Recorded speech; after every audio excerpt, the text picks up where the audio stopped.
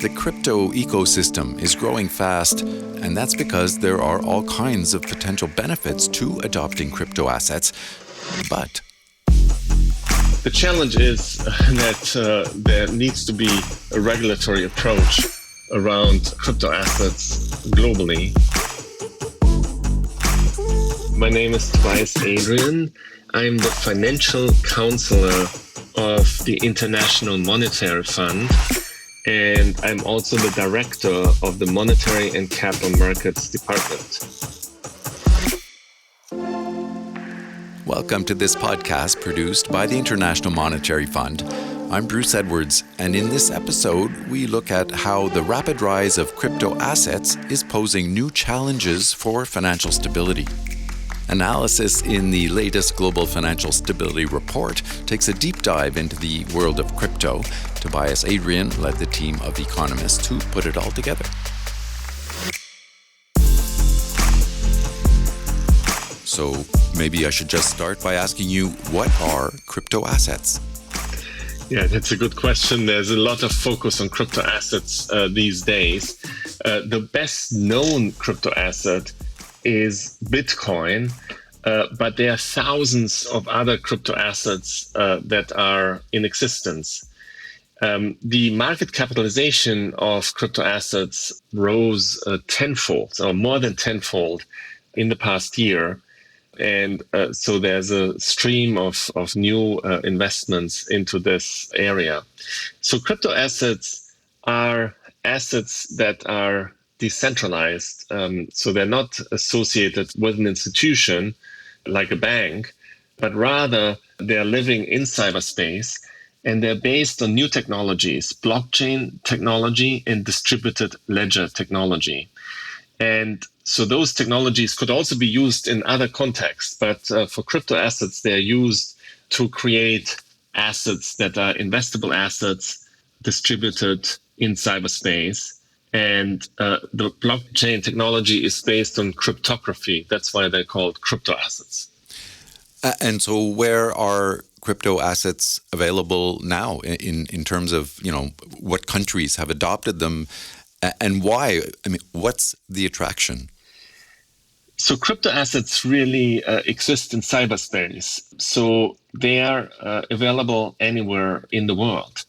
Now, access is regulated by laws and regulations in some countries, but by all means, not all countries. So some countries have passed laws for cyber regulations, and some countries have tried to forbid access to cyber technologies, crypto technologies. So the usage is being banned in some countries. There's one country that has adopted Bitcoin as a national currency, but at the IMF we are not a supporter of that approach. And why not? Bitcoin are very volatile. The market capitalization is fluctuating widely. So Bitcoins are more volatile than the stock market or exchange rates or commodity prices. So if you tie your national currency to Bitcoin, you're importing that volatility, which is not related to your macroeconomic fundamentals. And that type of volatility is a problem. So you are very much focused on financial stability globally.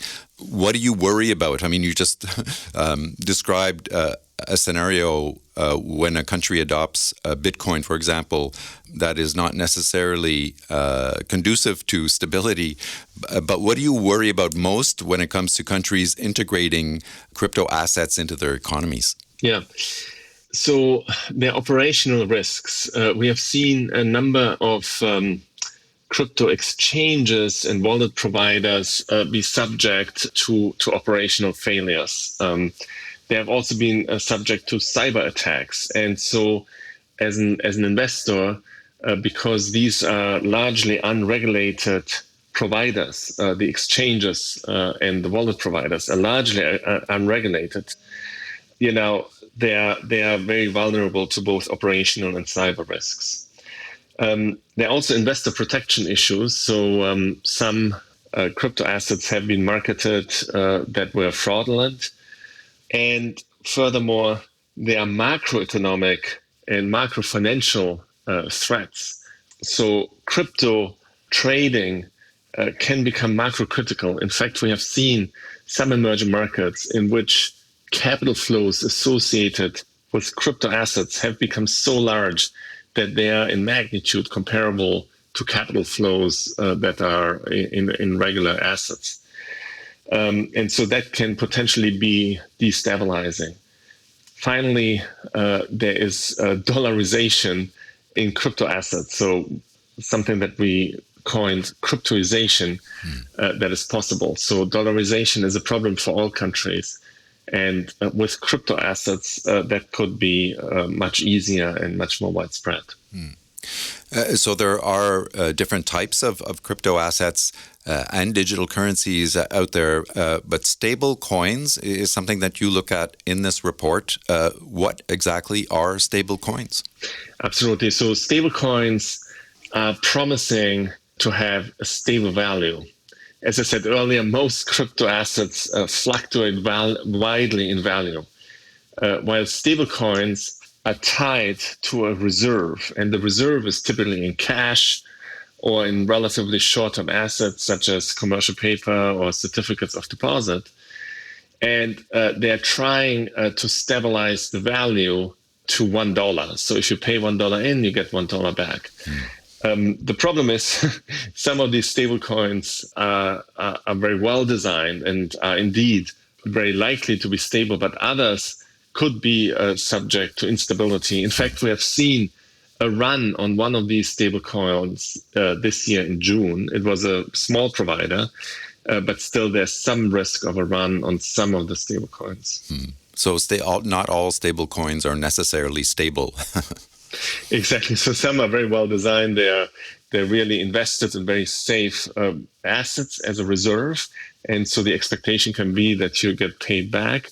But not all are invested in these safe assets. Some, in fact, are invested in crypto assets that vary in value. And so ultimately, in our view, stablecoins do have to be regulated and backstopped to make sure that they can deliver what they promise, which is stable value. So how does all this affect regional integration? I mean, if one country in, let's say, sub-Saharan Africa, for example, decides to adopt a crypto asset, how do other non-crypto countries continue to trade and do business with that country?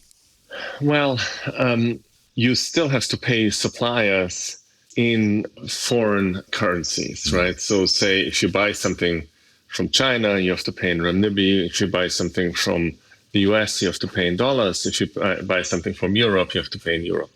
So that doesn't change. So that country might have to exchange its goods and its currencies into Bitcoins. Now, for users of Bitcoins, the challenge is the volatility, because you might be very rich one day, but then the value could go down dramatically the next day. And again, as I said, the volatility is higher than the volatility we see in most equity markets. So I think, however, there are big potential benefits from crypto assets across borders, but those are more likely to be in stable coins. So already today, you can exchange stable coins from one currency into another. And that could, in principle, save some costs, be very quick and very cheap. The challenge is that there needs to be a regulatory approach around crypto assets globally. And so in the report, we are really calling for common standards across countries, for a global push for regulating crypto assets to make sure that they're safe and that investors are protected when they're using them. And in the report, you talk about central bank digital currencies, or CBDCs, as you refer to them. Are these? Is this sort of like considered a stable coin, or how does that work? I mean, how does this central bank digital currency thing work within the crypto universe? Yeah, well, there are over 100 countries at this point that are exploring actively to create central bank digital currencies. But today, there's really only one country that has an official CBDC, and that's the Bahamas. However, many other countries have done active experiments to understand how CBDCs could work.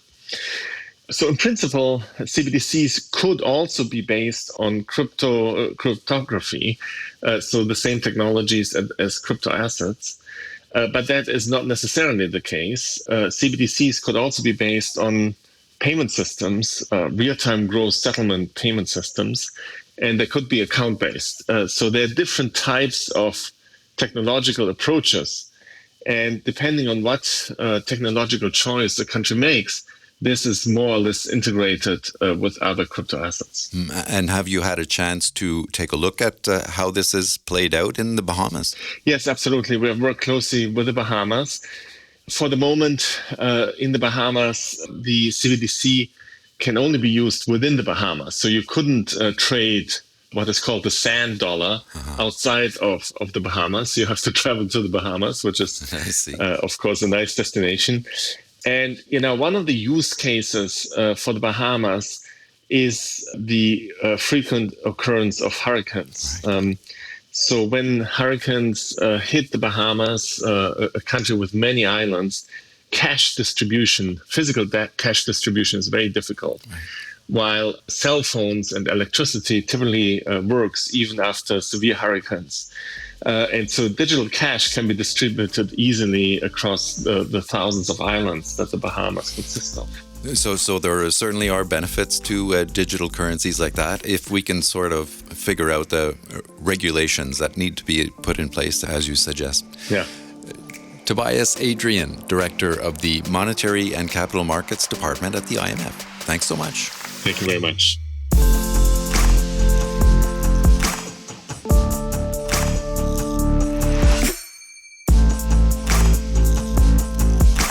You can read all of the analytical chapters in the Global Financial Stability Report at imf.org/GFSR. And you can read the blog on the crypto boom at blogs.imf.org.